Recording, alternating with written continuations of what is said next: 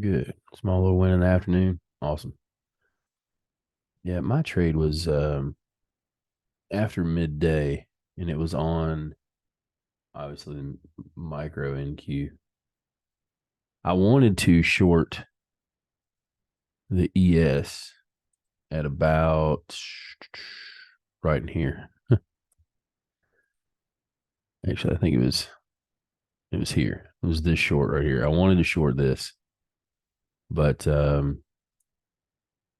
don't think it gave me the opportunity. It did here.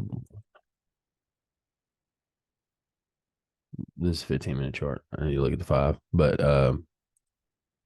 yeah, I wanted to short the ES, well, the micro, but anyways, about right in here. 5-minute chart, we going a little closer. 3-minute chart is what it was on. And it was this one right here. Is that it? I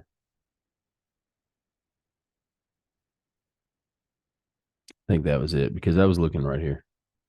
I was looking at this first one. I wanted to see it come back up in the structure. Yeah, that was it. So it was this short right here. And I wanted to see it come down into 60. This structure line was not on the chart at school that I was looking at. It was a different line, and I don't remember why.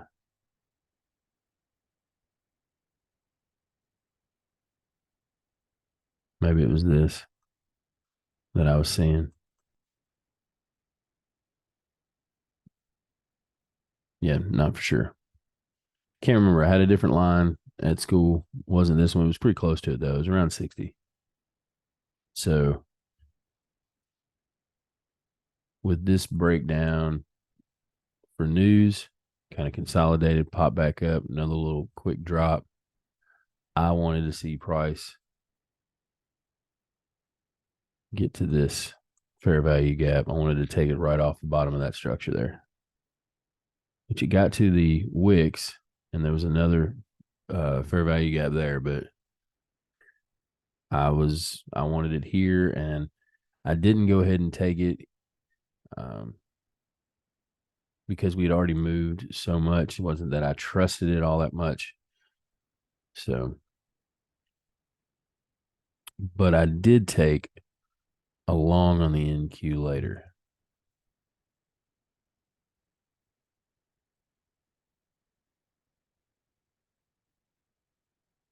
There you go. Yeah,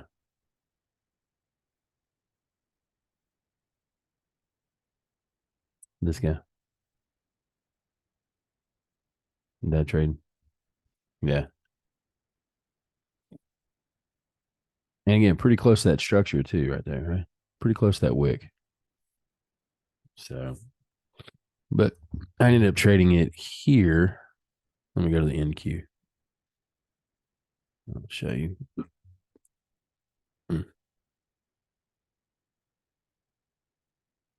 I ended up trading the NQ off of this push. I think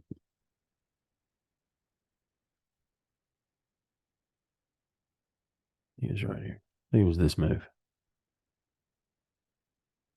I held it for a pretty while. I don't think it was that late though.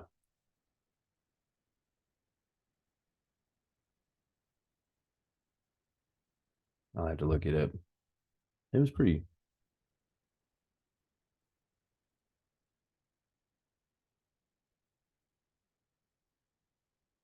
Yeah, it was almost 2 o'clock. Wow, I didn't realize it was that late in the afternoon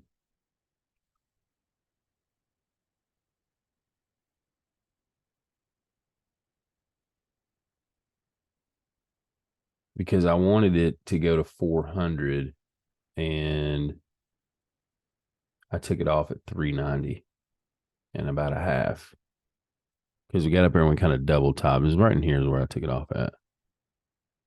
391 is where it got to. We just kind of kept bumping our head right here. So I took it off. I think it was somewhere on this candle. Not that candle, but this candle. I went ahead and dumped it. And then after that, we pulled all the way back into 49 and then eventually made it above 400. So yeah, this was the trade.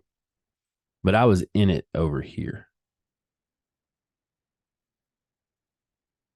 In fact, I was in it about right in here. So it went up, pulled all the way back down, was in some drawdown, double bottom, got a push, and then took it off right there. Red line is a 21. Yeah, I actually didn't even have the VWAP up yesterday um, because we've fallen so far. VWAP's really not in play.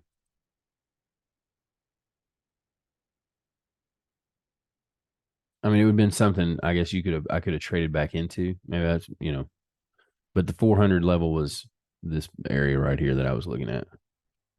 It was just that top right there. So we pushed through the 21 pretty aggressively here. I waited for this push through and then pull back into that fair value gap. Actually, I took it somewhere. I think I was in at about 55, I think is what it was. I think it was this candle right in here.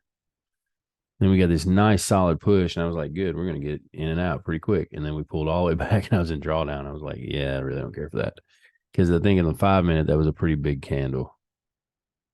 Yeah, this candle is like, so I was in it somewhere right in here, and then this candle came down and slammed, and I put in the chart. I don't like that candle at all.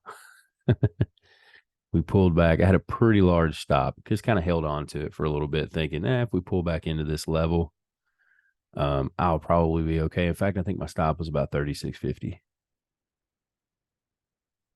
So covering this entire fair value gap, even though there was one below it, I thought, well, if we don't hold this level, then we're done. And then we just kind of bottomed out there and got a nice push.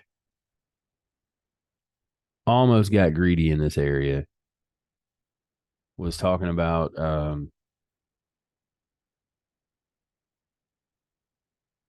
hanging on to it, and I hope I'm not being too greedy. And then all of a sudden, I was like, nah, I'll cut it right there. And then we dumped, and I was like, man, I'm glad I cut it. So it's a good bad thing, I think, being in the classroom. More Pat, because one, I can't. The bad thing is I can't manage them like I would love to be able to manage the trades. But two, I'm not overthinking them either because I can't manage the trades. So I'm like cutting the trades at certain levels where I think if I was sitting at the computer constantly monitoring this push, then I wouldn't have noticed the straight line right there. So liquidity here, inefficiency there. Look at that built up liquidity. And if I'm sitting at the computer, I'm probably seeing all these things and I'm micromanaging my stop, or I'm getting greedy at the top because we break this and I'm like, yeah, it's going to 400. So I have to hold through here and I probably get stopped out because I know my stop is at break even. I moved it to break even. So I'm not micromanaging the trades, which is a good thing. And when I see it get to certain levels or I've got a certain profit, I just go ahead and cut it. And I'm like, good. And then I walk away from it. I don't look at it for a minute. So, but I wish I had have gotten on the ES. I wish I had been able to take this trade over here because then I would have I'd have been done. I wouldn't have been looking. I probably wouldn't have even seen this trade if I had been able to get in and out of that one. So,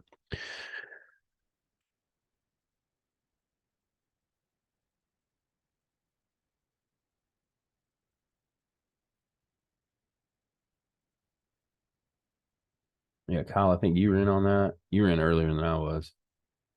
Um, Fred, I think, cut his trade.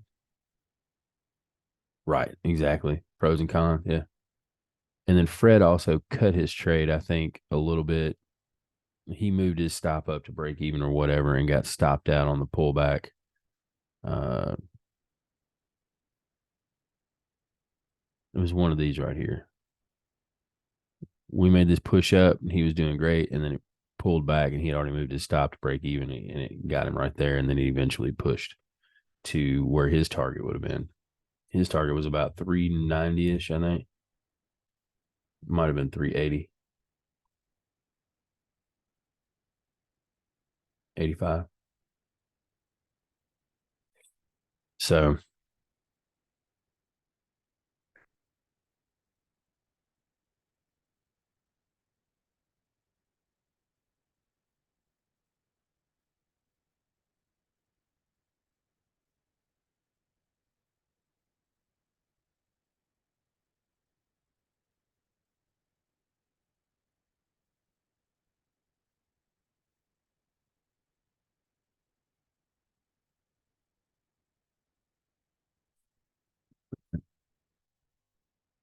and as you can see, the Nasdaq's still weaker.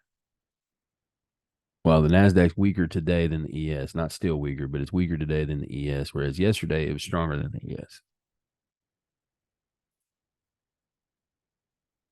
which I guess kind of set up. Obviously you could have taken a long here, but I was looking short on the S&P earlier, the ES earlier, and then I ended up taking a long on the Nasdaq. So, but the ES has not broken this low, whereas the NQ made lower lows. So we got a little divergence right here on both of these. Where's the Dow? Did not make that lower low. Why? In fact, it's actually pushed above these highs through London highs, Asia highs. Yeah. Look how much weaker NASDAQ is than the Dow.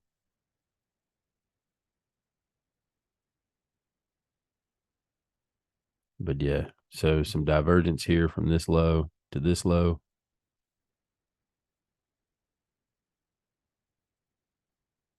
Whereas you can easily see that low to that low. So maybe we get a bounce here. I like the ES structurally a little bit better. I love this area that it bounced at. That's that area we were talking about yesterday. So maybe we get a bounce here. We did break the London highs on the ES. Looks like we're pulling back a little bit, but we're stuck at that structure level. We do have some news this morning with unemployment claims coming out at 8:30, and then Harker is speaking. FOMC member Harker speaks at 10. So no telling what's going to be said. Governor Macklem from Bank of Canada's this afternoon, but no telling what's going to be said with Harker and if it's going to even affect the markets. So just be aware that he's talking at that time.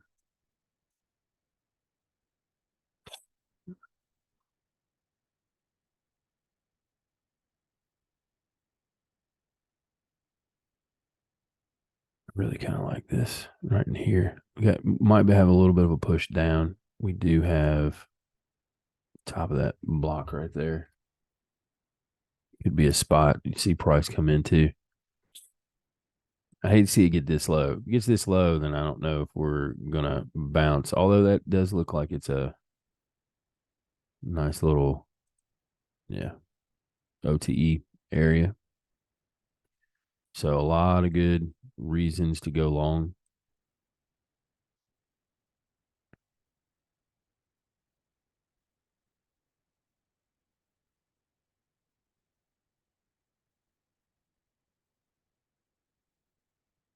But yeah, that's another reason why I like the ES is more appealing to me as far as structurally. Divergence to the upside is stronger than the NQ right now. Um, we are pulling back into a discount, and it looks like we might end up getting down into here. If that's going to be the OTE, pay attention to price action right in there. Um, news is going to be not news way over here.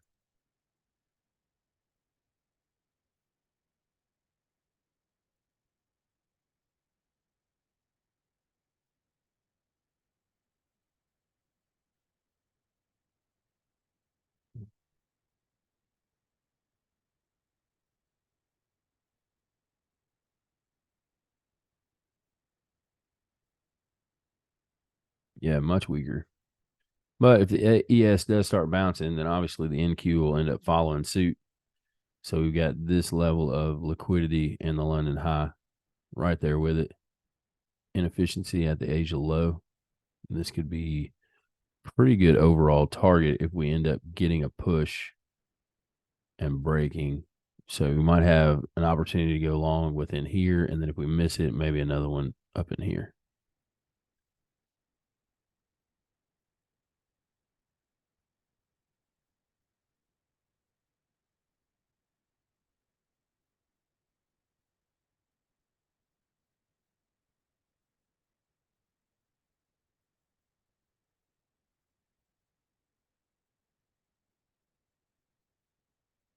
But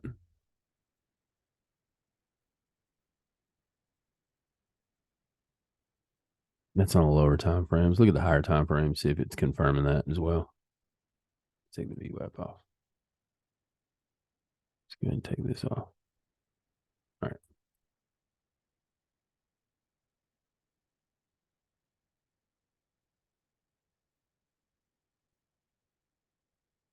Not gonna lie, it looks like we got more downside right there.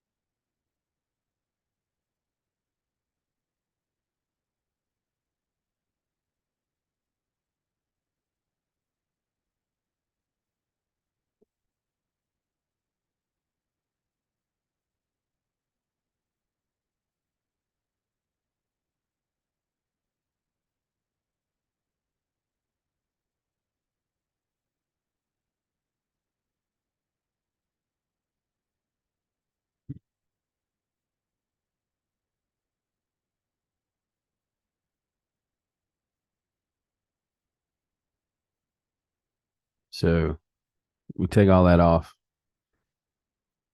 This August candle, these are the type of wicks that should fill. We're already starting that process now in the first week of September. The reason this hammer candle and this wick's going to fill is just because of where it's at, right? We're at some resistance. Make a hammer candle. This is not the hammer candle I'm going long off of. That one is. So this one, I'm going to assume we're going to get some more downside overall this month. That's for the whole entire month, not this week. But looking at the longer term, I feel like we probably have some more downside ahead before we might get a decent move.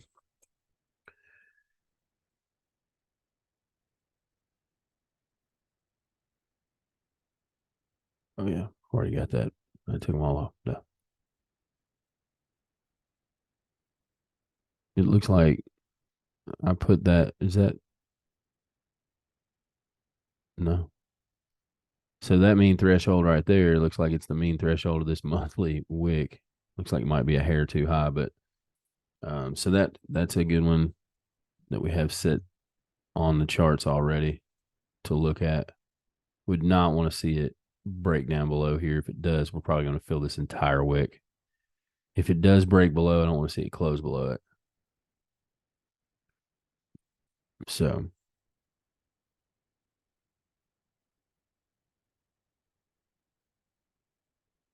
but yeah, these wicks usually fill.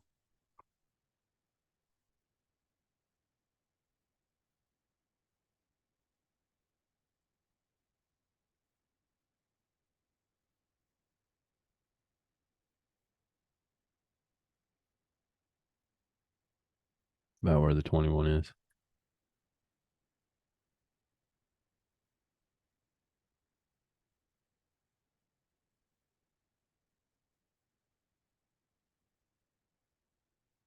just for shits and giggles.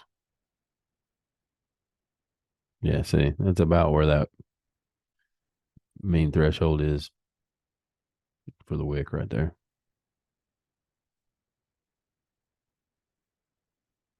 That's a pretty good area to be drawn to. Moving on the daily.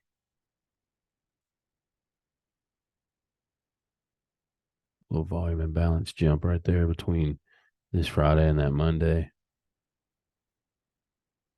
A little bit of it hasn't been covered yet.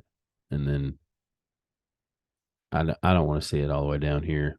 Perfectly fine for drawing into this mean threshold, but um, I want it to bounce.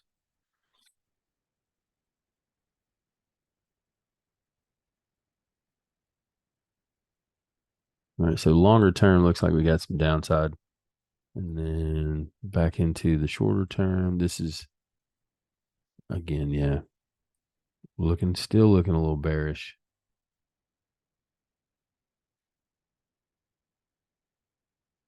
Even though we have divergence, it's still a pretty good solid bear move.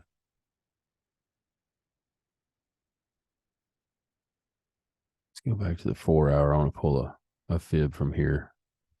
See where we're at on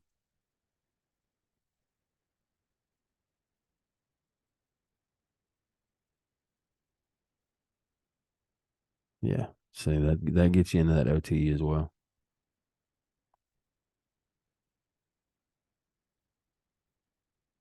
We're sitting at equilibrium.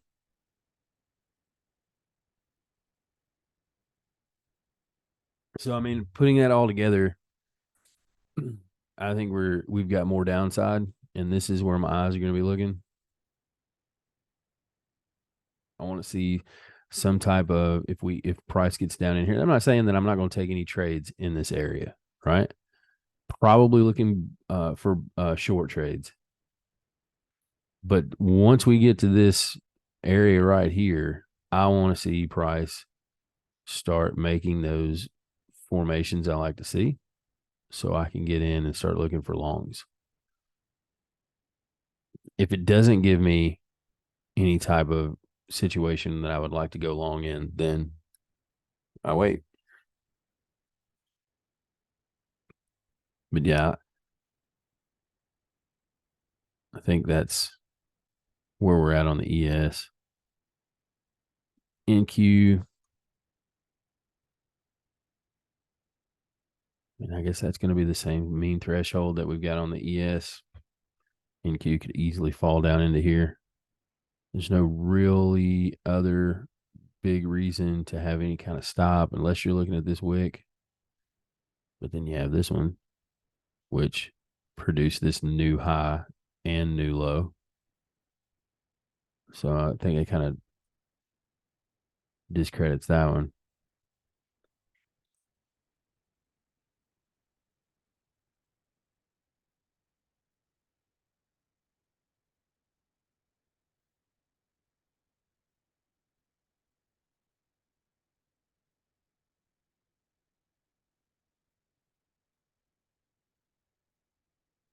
I'm going to leave this one for sure.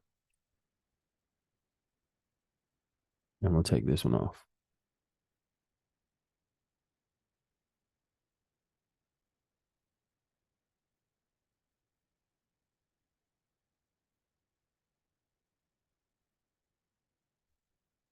I'm going to take this one off too.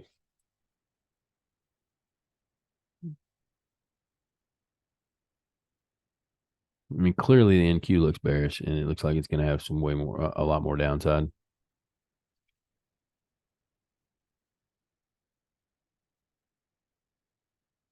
And I mean, really just looking at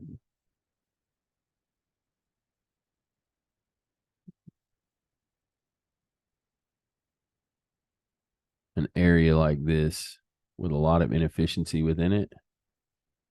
Yeah, even if you come all the way down into here, then price, it's the reason why we're getting a lot of these big moves up and down. Price will probably just kind of hang out before making its decision on which direction it's going to end up going. It's going to be something similar to this, unless it just kind of grinds down, and that'll take care of that as well. So we could get just a little bit of up, a little bit of down, a little bit of up, just cleaning it all up, right? Kind of like what it did here inside this inefficiency.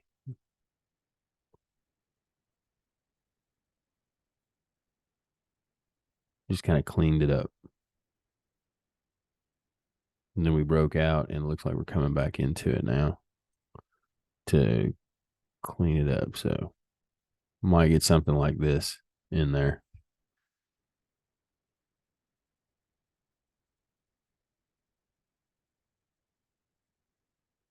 Two, there's no real big news driver the rest of the week. We got unemployment claims at 8:30 today. That's it.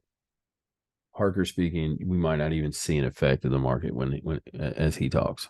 So just be aware that he's speaking. That's it.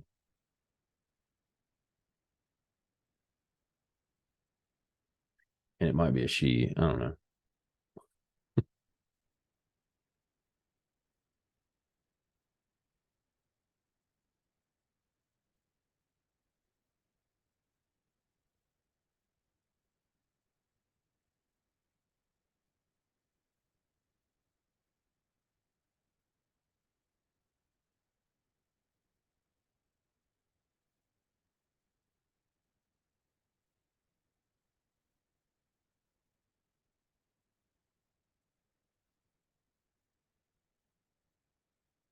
It's a he.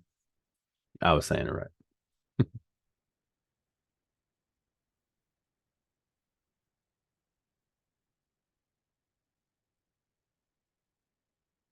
So let's dive into 15 minutes. Let's see. It's just opening remarks. Right. Exactly. Nothing big. That's the reason why we may not even see any kind of an effect of it. We might see more of an effect when Macklem speaks for Canada later on, because it may adjust the dollar a little bit more than Harker talking. Tomorrow morning at 7:30, we have CAD unemployment change and rate in China Friday night, which would be after markets close anyways, but that could affect the opening on Sunday with its CPI. And we know next week is CPI for us.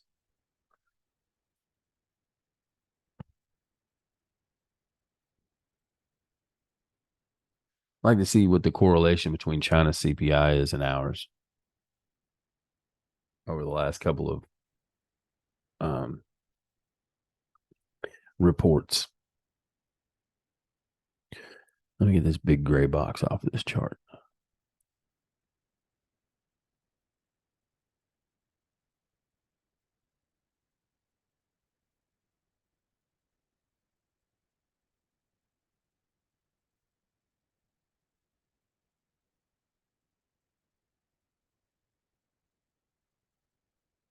What bothers me is I just don't have anything between here and here that would give me some type of sense other than this becoming structure when we break down a little bit further. This I might change it, my dotted line maybe. But yeah, there's really nothing. I could probably do that.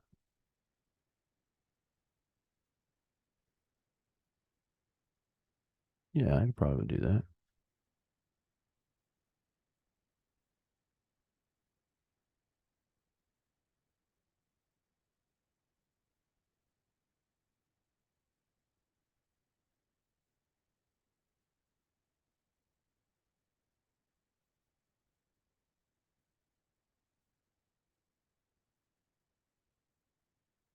All right, so a little bit of structure here.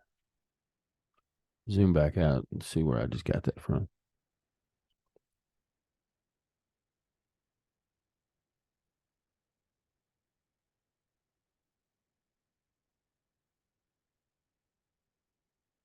I really don't like it.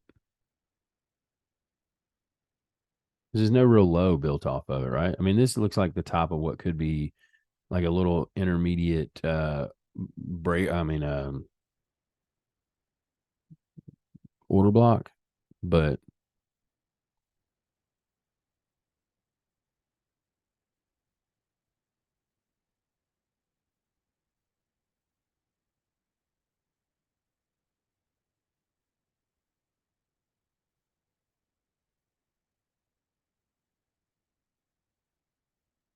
I think I'm going to leave it just because it's something. This is too low.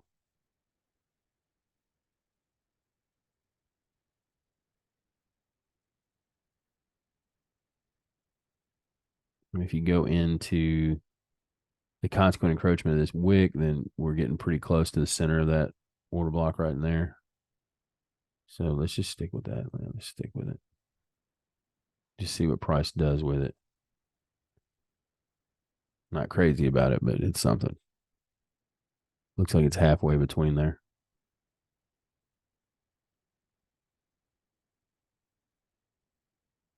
We start if for some reason start breaking back above that. I don't know. It's really going to have to be the perfect setup, right, for me to go long. I'm really thinking bearish is the way to play. So if we get up in here, I may look for a short. Um, if for some reason we continue to move up, then I'm probably done. I don't know if I'll get involved. I'd like to see us.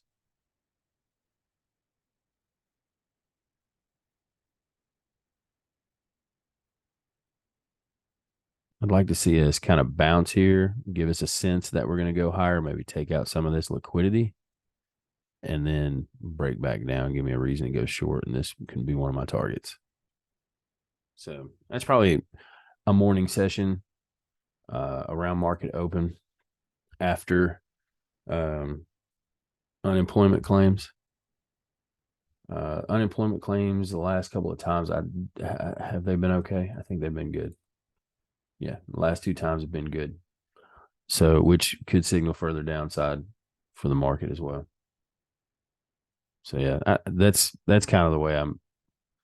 My plan for the day is bearish. You're looking at both of these, it's bearish. So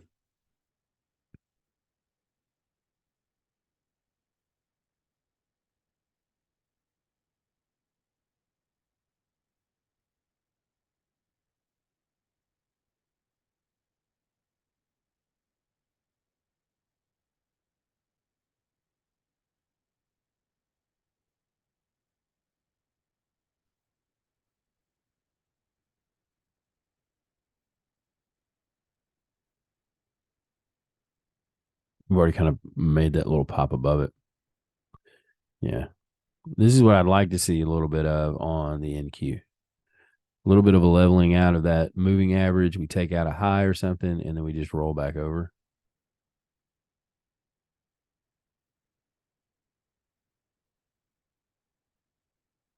Lower time frame.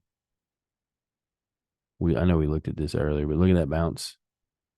See if we continue to get that little bounce right here.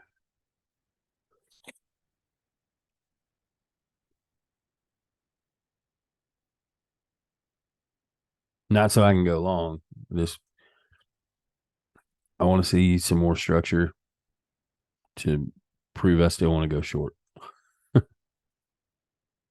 not trading in this. Yesterday we took a trade off of a decent setup and ended up it was a paper trade, but ended up losing it about 30 minutes later.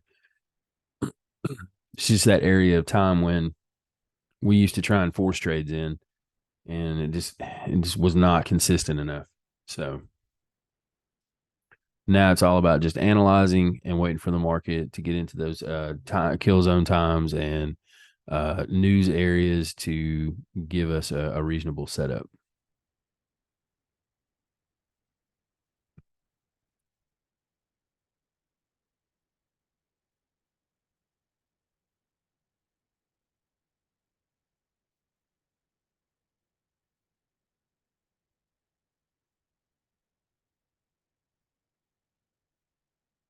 Let's look at the dollar real fast. I hadn't looked at it. Crushing.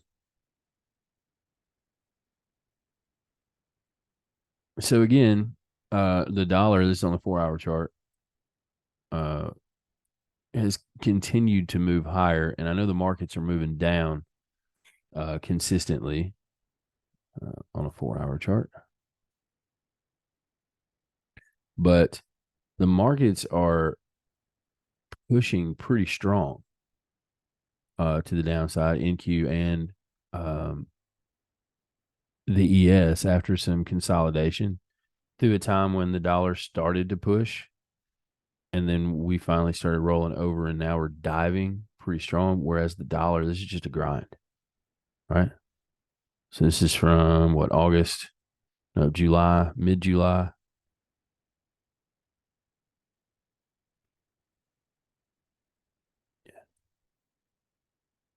Mid July is all the way back here.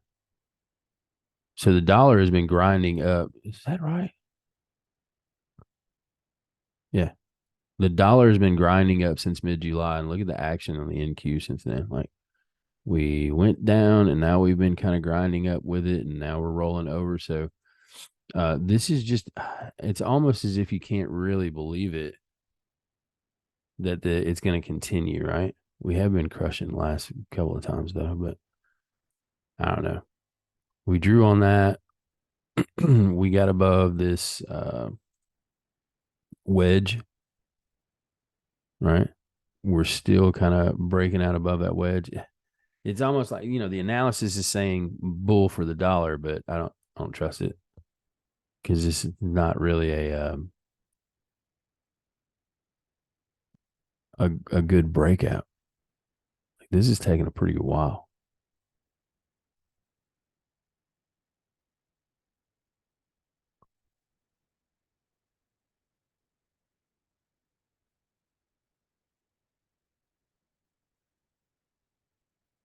But this may be the draw.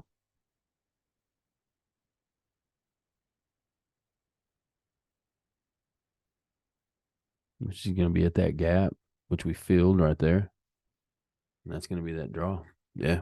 A little inefficiency, a little bit of inefficiency up above it.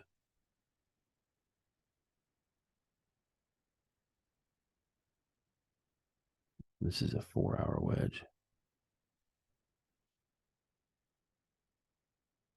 Yeah. Body.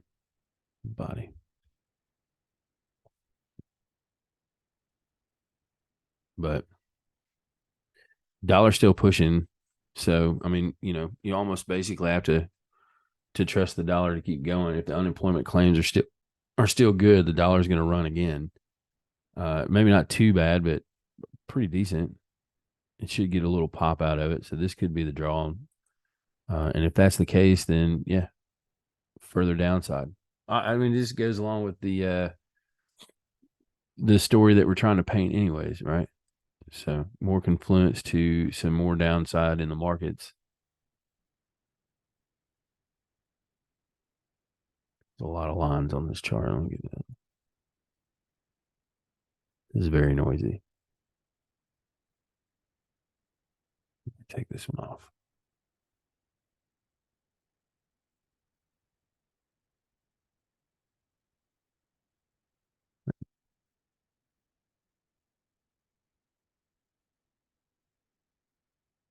So I think I'm going to call it right here. I think that's basically it. News at 8:30, and I am looking for shorts. I want to continue to short. I'm not going to say I'm not going to take a long. I did yesterday, but I think we're still bearish in the market overall, considering where the dollar is and where price looks like technically it should be moving. So,